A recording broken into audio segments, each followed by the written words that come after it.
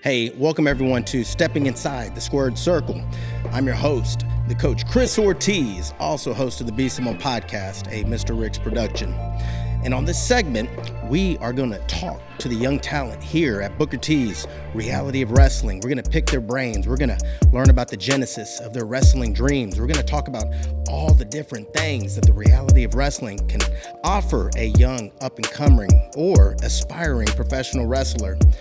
So without further ado, I bring to you Stepping Inside the Squared Circle.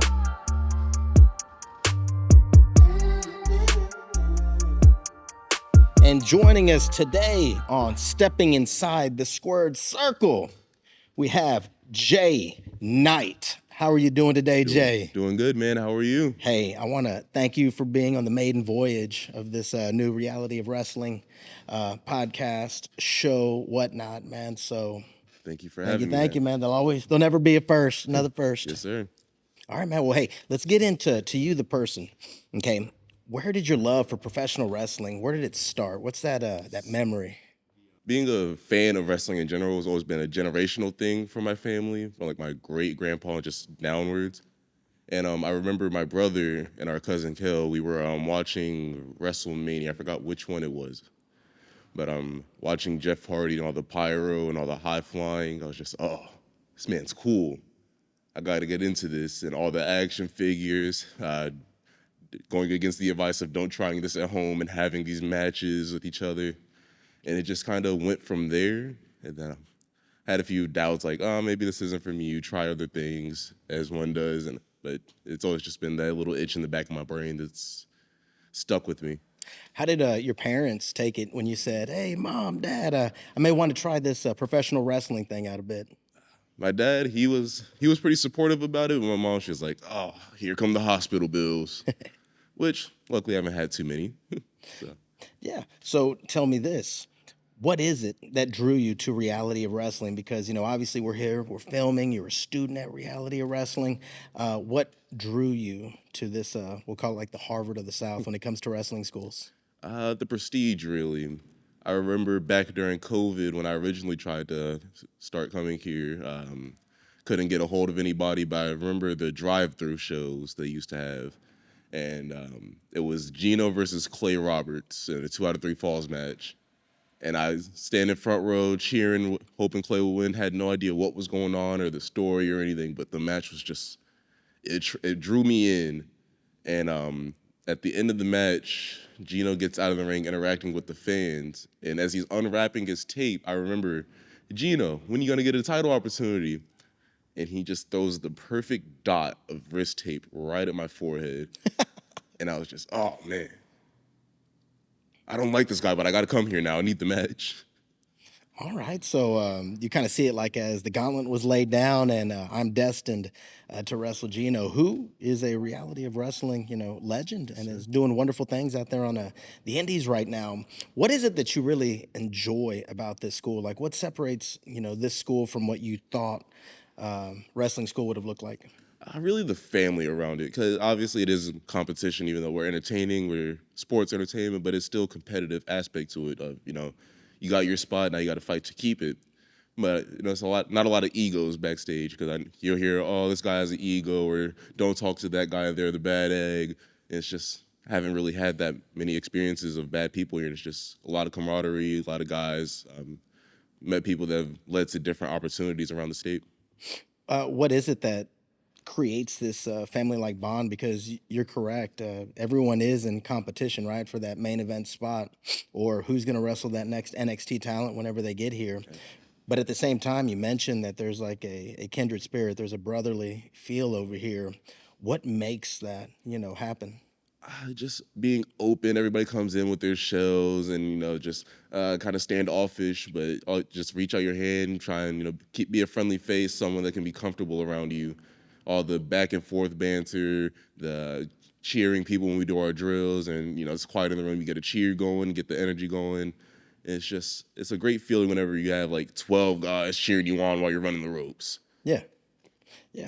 Okay. Tell me, what are some things that you wish you would have known prior to coming to wrestling school? Because I'm sure that there's been a number of eye-opening experiences, here once you've walked into the squared circle, so to speak? Man, the amount of icy hot I would need.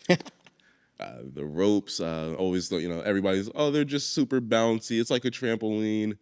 And then I remember first tearing down the ring for my first time, seeing all the metal and all the wood. And I was like, I knew it wasn't, super bouncy, but I didn't expect it, all of that. And I was like, all right, makes sense why it hurts so much. Of course, of course.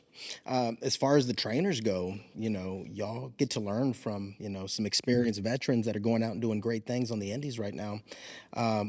Who are some of the trainers that have made, a huge impact on you as a young professional wrestler? I would say Tommy Bolton, great guy. Ryan Davidson for sure, Brian Keith. And I'm trying to think. It's a number of them. But I think right now might be my top three.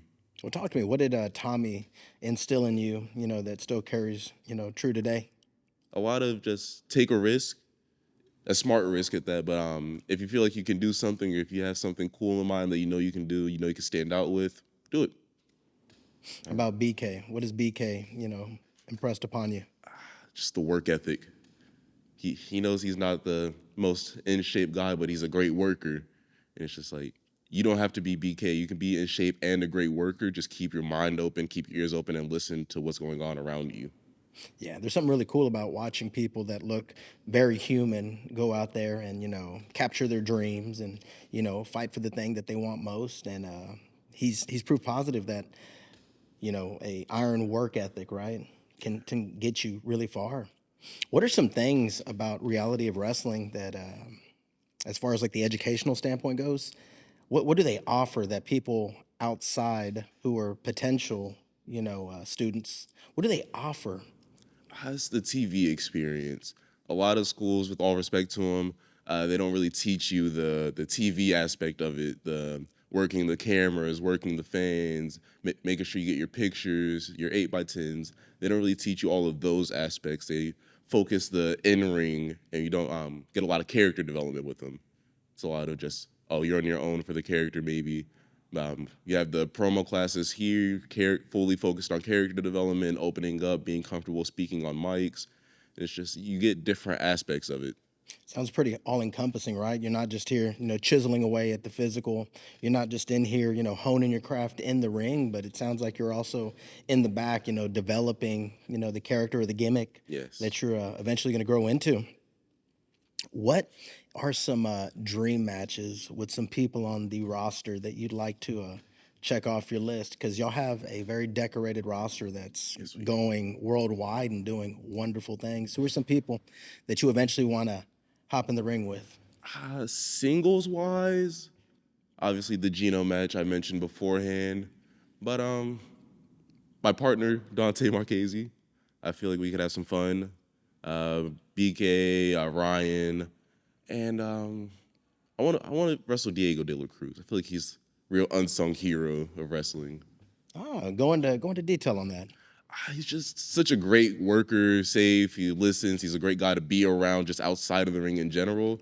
And we have our student shows, and it dawned on me that I've wrestled Vega in a singles, and then I've wrestled him and Cristiano in a tag, but I've never worked with Diego before. So that's something I feel like I got to cross off the list. Definitely, right? You got 2 of the 3. Why not 3 of the 3? Yeah. When this whole wrestling experience, let's say it's over and you're lying on your deathbed, what are a couple of goals that you want to have achieved? Obviously, I want the tag titles here. That's goal number 1. And I've always had a love for our TV title. I don't know, it might be the red strap that drew me into it, the people that's held it, but that one in the Texas, just the lineage of the Texas Championship, some big names that's held it. But as far as big goals, I've always loved the X Division Championship for Impact or TNA. Oh, you're a TNA man. I have always had a love for the X Division and the Ultimate X matches, and that's definitely a match or a goal I want to achieve at some point in my career. Who would you like to see standing across from you on those Ultimate X matches? I want Chris Bay, Josh Alexander, Kushida, either one of the machine guns, doesn't matter which one. And I'm trying to think, because there's, again, that's a pretty stacked card right there. Stacked list. I can't think of anybody else off the top of my head. I'm sure it'll pop in there eventually. Feel free to drop it in, man. Let me ask you this. Why wrestling? What does it do for your soul? What does it do for your spirit, to hop inside the squared circle? I've always been an entertainer, or between band, choir, different sports throughout school, and it gives me the outlet to be creative and entertain people, and just help distract from the little bit of reality for just a little bit. It just helps me. It makes me feel good seeing all these fans cheering, all the kids getting into it, knowing that they'll be back the next show. All right, I like that. What about the fans? What does it do for you whenever you hear, the fans stand up, cheer, applaud, when you go over the top rope or you hit one of your high-flying, aerial assaults? I really gets the adrenaline going. It reminds you of why you're doing it. Because after the show, your body's hurting, but you'll think back like, man, those guys loved it. And that's what we're here for. So some people are here to make money. Some people are here just to, I was a wrestler for a little bit, but I'm here to entertain. I'm here to obviously win championships, but making sure the fans have a good time and putting butts in the seats is the overall goal. Yeah, and with your entertaining, high-flying style, your youthful exuberance, I think that the wrestling world, is going to be your oyster.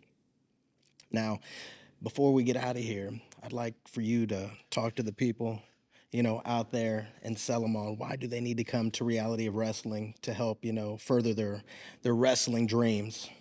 If I were to say anything about coming to Reality of Wrestling, is it'll be obviously a little nerve-wracking when you get here. It'll just be am I in the right place? Am I doing this right? But we'll ensure that you're in the right place, you're doing the right things. Even if you doubt it, I have my doubts, everybody has their doubts. But at the end of the day, you don't take it home and you don't sleep with it. You bring it, you come back the next day, you work on getting better each day. And we're here to help you with that from any aspect. Commentator, manager, referee, just any aspect you want to do at it, we'll help you with it no matter what. Oh, yeah, and hey, I lied. I have one more question. One more question. What is it like having someone like Booker T, a two-time WWE Hall of Famer, giving you guidance and wisdom? What does that do for a young professional?